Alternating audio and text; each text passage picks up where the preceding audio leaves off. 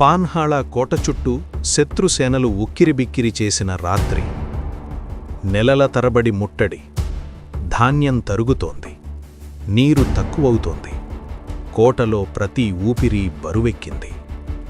ఆ వేళ శివాజీ నిర్ణయం తీసుకున్నాడు.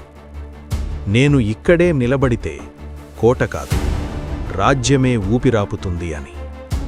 రాజ్యం బతకాలంటే రాజు బయటకు రావాలి.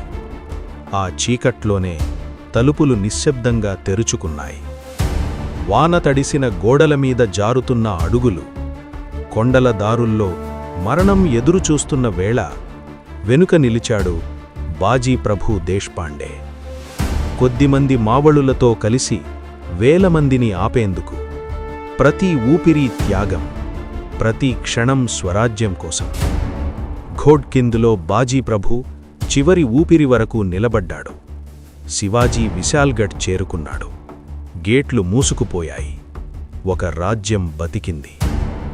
ఆ రాత్రి పాన్హాళలో మొదలైన అడుగు పూణేలో శత్రువుల గుండెల్లో భయంగా మారింది.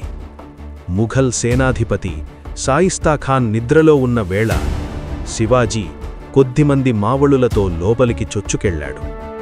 అక్కడ పోరాటం కాదు, శివాజీ ధైర్యం మాట్లాడింది. శత్రువుల గర్వం కూలిపోయింది. శాయిస్తాఖాన్కు పూణే వదిలి పారిపోయేలా అవకాశం కల్పించడం శివాజీ రాజ్యం కాపాడడానికి తీసుకున్న నిర్ణయం. అది బలహీనత కాదు, అది యుద్ధానికి సిద్ధం చేసిన వ్యూహం. అది శివాజీ శత్రువుల గుండెల్లో భయం పుట్టించింది. ఆ భయానికి పేరొక్కటే: స్వరాజ్యం. జై భవానీ, జై శివాజీ.